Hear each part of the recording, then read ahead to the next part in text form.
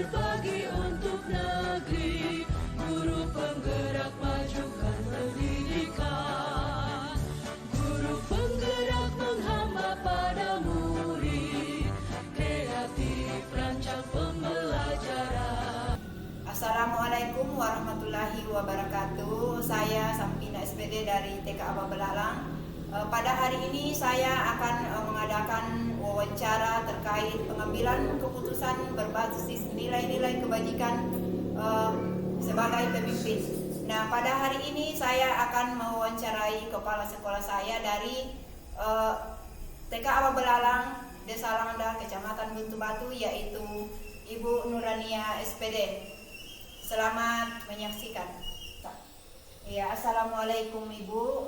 Bagaimana kabarnya hari ini? Alhamdulillah baik. Iya, jadi terima kasih atas kesempatan yang diberikan kepada saya dalam hal ini. Kemudian mohon maaf karena mengganggu waktunya Ibu. Jadi pada hari ini kami ada tugas dari pendidikan guru penggerak, yaitu mewawancarai Ibu, berbagi pengalaman kepada kami terkait pengambilan keputusan berbasis nilai-nilai kebajikan sebagai seorang pemimpin. Nah, untuk pertanyaan pertama saya akan ajukan kepada Ibu, yaitu selama ini sebagai kepala sekolah, bagaimana Ibu mengidentifikasi kasus-kasus yang merupakan dilema etika atau rujukan moral? Ya, jika kasus yang dihadapi merupakan suatu kebenaran yang saling bertentangan, maka itu merupakan dilema etika. Sebaliknya, jika kasus merupakan kebenaran dan yang satunya adalah kesalahan, berarti itu adalah merupakan rujukan moral. Bagus sekali. Jadi ya, bagus sekali jawabannya, sangat menginspirasi. Dan untuk pertanyaan yang kedua ini, selama ini bagaimana Ibu menjalankan pengambilan keputusan di sekolah, terutama untuk kasus-kasus di mana ada dua kepentingan yang sama-sama benar atau sama-sama mengandung nilai kebajikan. Artinya di sini adalah dilemanya adalah dilema etika. Ya, dalam menjalankan setiap keputusan atau pengambilan keputusan, maka biasanya saya adalah musyawarah melalui musyawarah bersama dengan rekan sejawat atau rekan guru. Biasanya juga dilibatkan ketua komite atau ketua yayasan. Saya keluarkan ide, dan jika disetujui maka saya ambil keputusan berdasarkan hasil musyawarah. Artinya kerjasama itu harus sangat penting dalam membuat keputusan. Ya, jadi intinya di sini Ibu bahwa harus bermusyawarah. Ibu bermusyawarah dalam memutuskan segala sesuatu dengan melibatkan komite, yayasan, dan semua warga yang ada di sekolah. Oh iya. Untuk selanjutnya langkah-langkah atau prosedur seperti apa yang biasa Ibu lakukan selama ini dalam pengambilan keputusan Ibu? Jadi prosedur atau langkah yang biasa kita laksanakan yaitu kita harus mengumpulkan fakta-fakta dari kasus tersebut, kemudian menentukan siapa yang terlibat dalam kasus tersebut. Selanjutnya kita menganalisis benar atau salahnya kasus tersebut, kemudian membuat alternatif atau solusi apa yang atau langkah apa yang kita putuskan.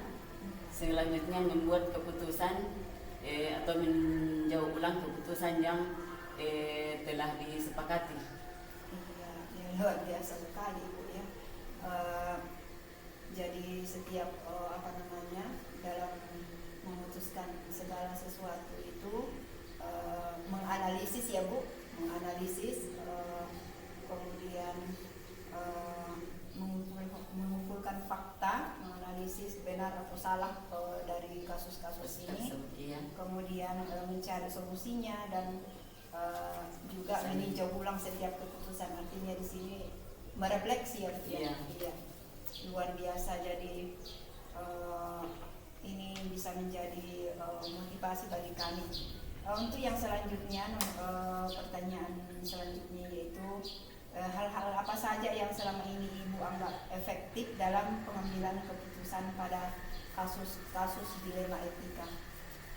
Iya. Iya, jadi untuk pertanyaan yang keempat Ibu, hal-hal apa saja yang selama ini Ibu anggap efektif dalam pengambilan keputusan pada kasus-kasus dilema etika? Ya, yang saya anggap efektif dalam pengambilan keputusan adalah menelaah atau siapa-siapa yang terlibat dalam kasus tersebut, seberapa penting kasusnya dan kasusnya seperti apa, apakah mendesak atau tidak. Oh iya. Jadi selanjutnya hal-hal apa saja yang selama ini merupakan tantangan dalam pengambilan keputusan pada kasus dilema etika. Jadi tantangannya ini Bu yang Ya, ketika menemukan kasus yang sama-sama benar. Iya, jadi tantangan terbesarnya adalah ketika sama-sama benar. Iya, Jadi, ketika keputusan itu sama-sama benar Sama-sama atau benar.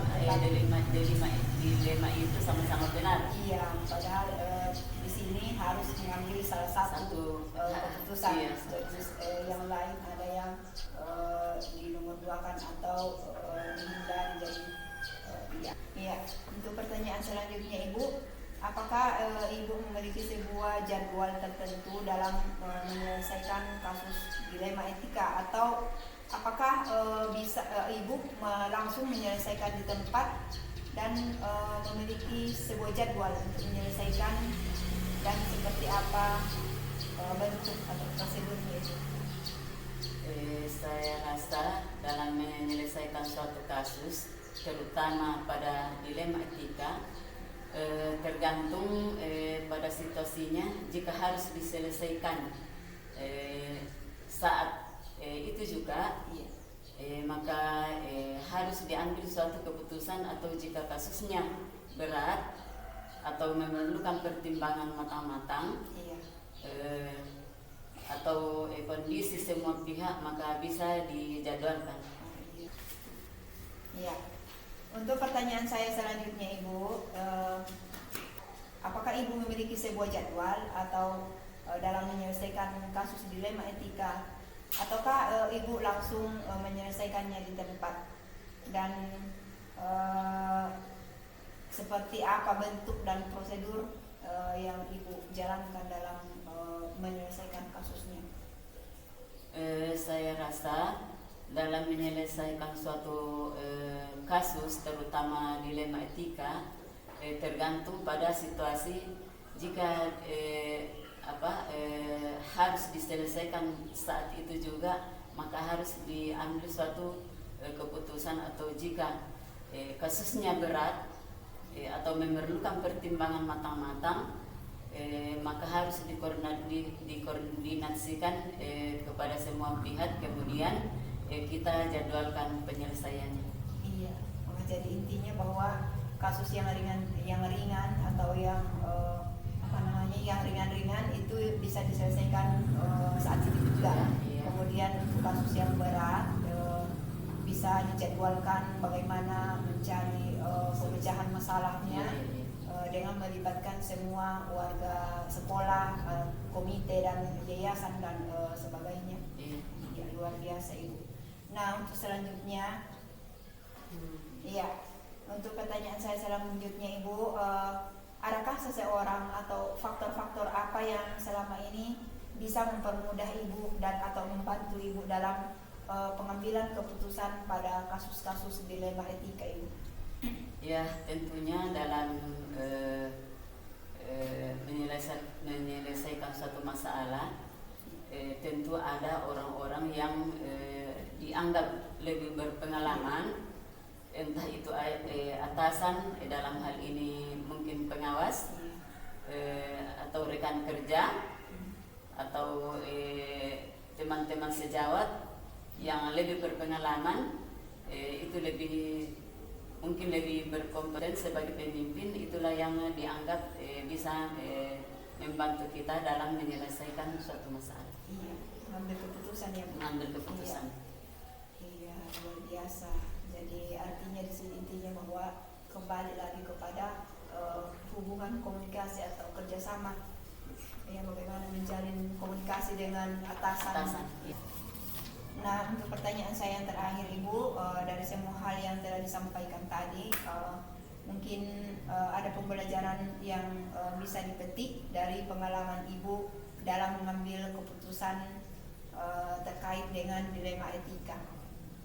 Iya, tentunya dari suatu masalah tentu ada saja pembelajaran yang bisa kita petik dari pengambilan keputusan, terutama pada dilema etika, adalah dalam pengambilan keputusan hendaknya mempertimbangkan manfaat mana yang lebih banyak, kemudian kita menganalisis kasus tersebut, kemudian mana yang baik, kemudian kita mempertimbangkan matang-matang, dan apakah ada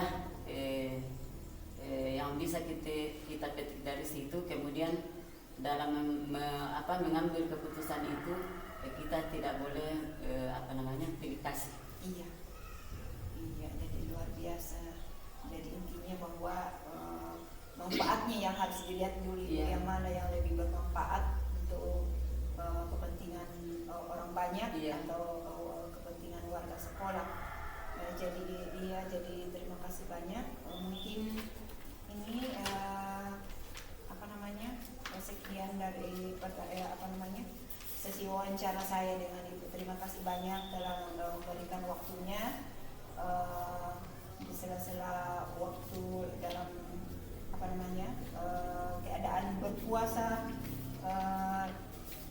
meluangkan waktunya untuk saya. Mudah-mudahan ke depan ini menjadi inspirasi dan motivasi bagi saya bagaimana langkah-langkah dalam pengambilan keputusan bernilai nilai-nilai kebajikan sebagai seorang pemimpin.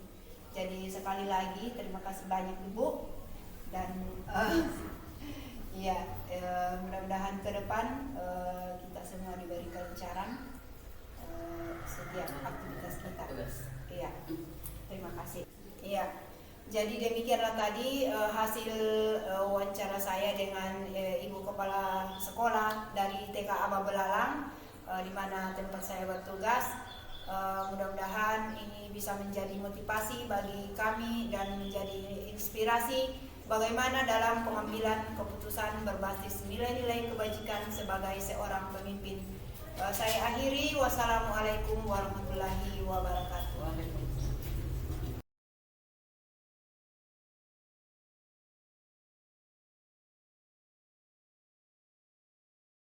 Assalamualaikum warahmatullahi wabarakatuh. Jadi hari ini saya berada di KB Mamina Salandoke. Pada kesempatan kali ini saya akan mengadakan wawancara dengan Ibu Kepala atau Pengelola KB Mamina Salandoke, Ibu Waruhi Wakas, di mana beliau nantinya akan berbagi pengalaman dalam bagaimana mengambil kebijakan berbasis nilai-nilai kebajikan sebagai seorang pemimpin. Assalamualaikum Ibu. Waalaikumsalam warahmatullahi. Iya, jadi pada hari ini kami dari program pendidikan guru penggerak, jadi ada tugas pada modul 3.1 yaitu demonstrasi kontekstual. Jadi di sini kami akan mewawancarai beberapa kepala sekolah, salah satunya dengan Ibu. Jadi hari ini mohon maaf karena sedikit mengganggu waktunya Ibu. saya akan mengajukan beberapa pertanyaan terkait dengan pengambilan keputusan berdasarkan atau berbasis nilai-nilai kebajikan sebagai seorang pemimpin. Iya, silakan Bu. Iya, terima kasih.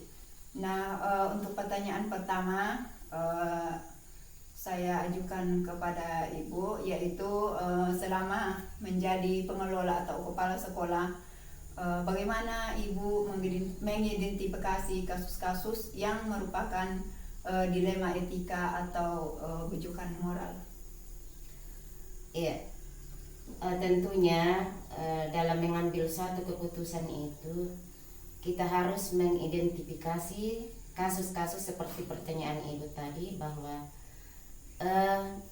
selama ini kalau saya menyelesaikan suatu kasus, mengidentifikasi suatu kasus, jika yang saya hadapi itu merupakan suatu kebenaran yang saling bertentangan, maka itu merupakan dilema etika. Dan sebaliknya, jika suatu kasus itu merupakan satu kebenaran dan satu ketidakbenaran, maka itu adalah merupakan rujukan moral. Iya. Iya, luar biasa sekali Ibu. Jadi sangat menginspirasi. Iya, jadi saya lanjutkan lagi kepada pertanyaan yang kedua, yaitu dalam mengambil keputusan, bagaimana Ibu menjalankan pengambilan keputusan, terutama untuk kasus-kasus di mana dua kepentingan yang sama-sama benar atau mengandung nilai-nilai kebajikan. Iya, seharusnya dalam mengambil suatu keputusan, apalagi dalam menyangkut dilema etika, mungkin sebaiknya sebagai pemimpin kita harus mengadakan musyawarah terlebih dahulu.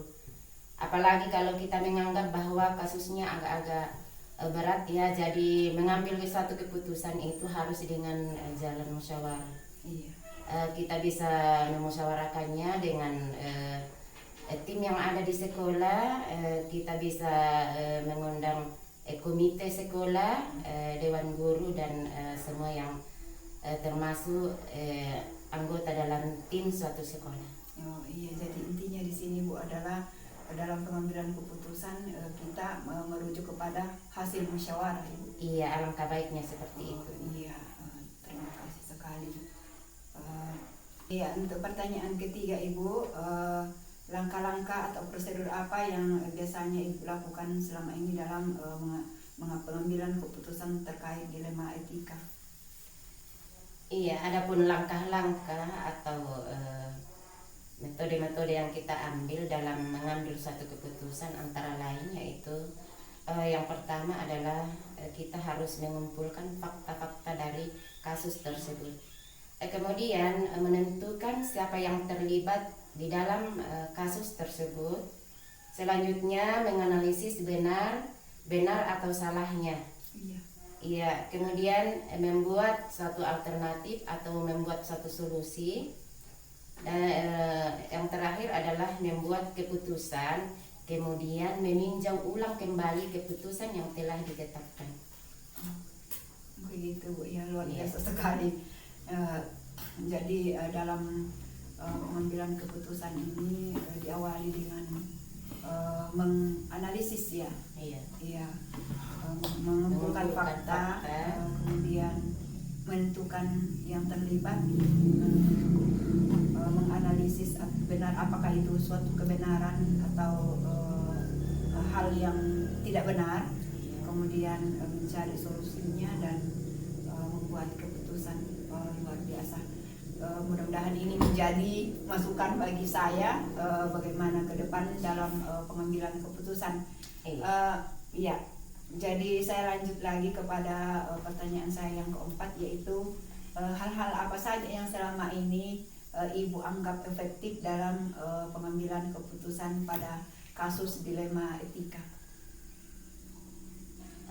Iya, yang saya anggap efektif dalam pengambilan satu keputusan yaitu antara lain adalah menelaah siapa-siapa saja yang terlibat di dalamnya, kemudian seberapa besar kasus yang ada dan seperti apa atau apakah mendesak atau tidak. Iya. Jadi artinya bahwa kita memikirkan apakah masalah itu mendesak atau tidak untuk segera Untuk segera diselesaikan Iya. dalam waktu itu juga. Iya. Iya. Terima kasih sekali Ibu. Saya lanjut lagi ke pertanyaan yang kelima. Mungkin selama ini ada hal-hal yang merupakan tantangan dalam pengambilan keputusan pada kasus-kasus dilema etika yang Ibu hadapi. Iya, sebenarnya kan merupakan tantangannya, banyak sekali tantangan. Iya. Antara lain bahwa ketika kita mengambil suatu keputusan yang saya anggap itu sebuah tantangan adalah ketika kita harus memilih suatu keputusan yang mana kedua kasus tersebut itu adalah sama-sama benar. Iya. Jadi dalam menentukan suatu mengambil suatu kasus atau memutuskan suatu kasus itu adalah itu yang sangat rumit kita rasakan untuk mengambil suatu keputusan yang sama-sama benar. Iya, jadi artinya kebenarannya ini berimbang. Iya. Jadi di situ sangat sulit ya. Iya, sulit sekali memutuskan suatu masalah. Iya, jadi luar biasa. Iya, jadi saya lanjut kepada pertanyaan saya yang keenam Ibu, bahwa apakah dalam menyelesaikan suatu permasalahan atau pengambilan keputusan ini Ibu memiliki jadwal-jadwal tertentu ataukah langsung menyelesaikannya di tempat, dan seperti apa bentuk prosedur yang Ibu jalankan selama dalam pengambilan keputusan? Iya. Selama ini yang saya lakukan adalah dalam setiap pengambilan suatu keputusan itu kita melihat situasi dari kasusnya tersebut. Apakah kasusnya itu termasuk dalam kasus yang ringan, mungkin bisa diputuskan pada saat itu juga. Kemudian kalau kita merasa bahwa kasus yang kita hadapi itu adalah kasus yang agak-agak berat, maka mungkin perlu dijadwal ulang. Kita bisa melibatkan siapa saja yang terlibat dalam mengambil suatu keputusan tersebut. Iya, jadi untuk kasus yang ringan bisa saja bisa diselesaikan pada saat itu juga. Kemudian untuk kasus berat jadi harus dimusyawarahkan terlebih dahulu. Mungkin seperti itu. Iya, makasih banyak. Untuk pertanyaan saya yang ketujuh, mungkin ada faktor-faktor atau orang yang selama ini bisa mempermudah atau membantu Ibu dalam pengambilan keputusan yang terkait dengan dilema etika. Iya, dalam pengambilan satu keputusan kan walaupun kita sebagai pimpinan yang berhak memutuskan sesuatu urusan yang ada di sekolah, alangkah baiknya kalau dalam pemecahan satu kasus itu kita meminta saran, masukan atau pendapat dari orang-orang yang lebih senior dari kita, terutama dengan atasan kita, kemudian dengan tim kerjasama dengan orang tua, yakni dalam hal ini adalah komite sekolah.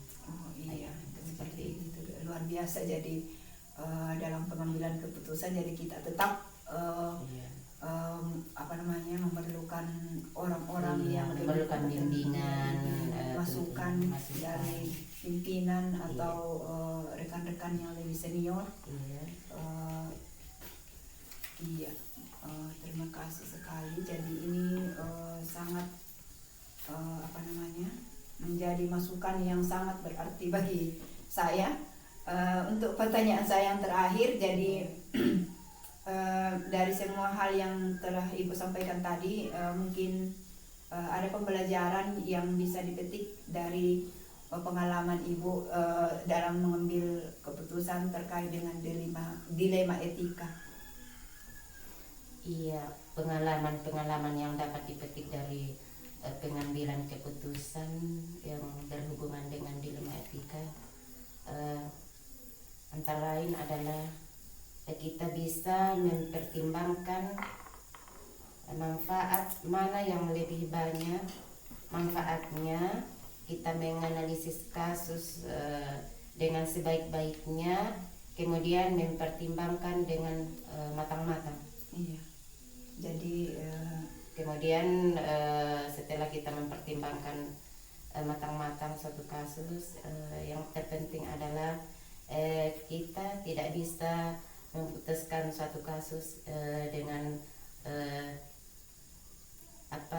memilih atau pilih kasih. Di sini kita harus adil dalam memutuskan suatu kasus atau suatu perkara. Oh iya. Jadi mungkin intinya bahwa dalam memutuskan suatu memecahkan suatu masalah dalam suatu kasus ini adalah kita merujuk kepada manfaatnya. Iya, jadi manfaatnya yang mana yang lebih bermanfaat seperti itu ya Bu ya. Mana yang lebih bermanfaat. Iya, jadi mudah-mudahan apa yang Ibu sampaikan ini menjadi masukan yang sangat berarti bagi kami yang sekarang ada di program pendidikan guru penggerak, yang mana nantinya dalam memutuskan suatu kasus atau masalah terkait dengan dilema etika. Jadi mungkin sekian dulu pertanyaan saya. Lain kali kita lanjut lagi. Terima kasih sekali atas waktunya dan mohon maaf karena sudah mengganggu. Tidak apa-apa, mengganggu waktunya. Jadi mudah-mudahan ke depan kami dan kita semua diberi kelancaran dalam segala aktivitas kita. Terima kasih sekali. Iya. Iya, jadi itulah tadi wawancara saya dengan Ibu Waruhi Wakas SPDI dari KB Mamina Salandoke, yang mana beliau sangat memberikan pengalamannya yang sangat berarti dan sangat menginspirasi terkait dengan pengambilan keputusan berbasis nilai-nilai kebajikan sebagai seorang pemimpin. Sekian dulu, mohon maaf atas segala kekurangan. Wabillahi taufik wal hidayah. Wassalamualaikum warahmatullahi wabarakatuh.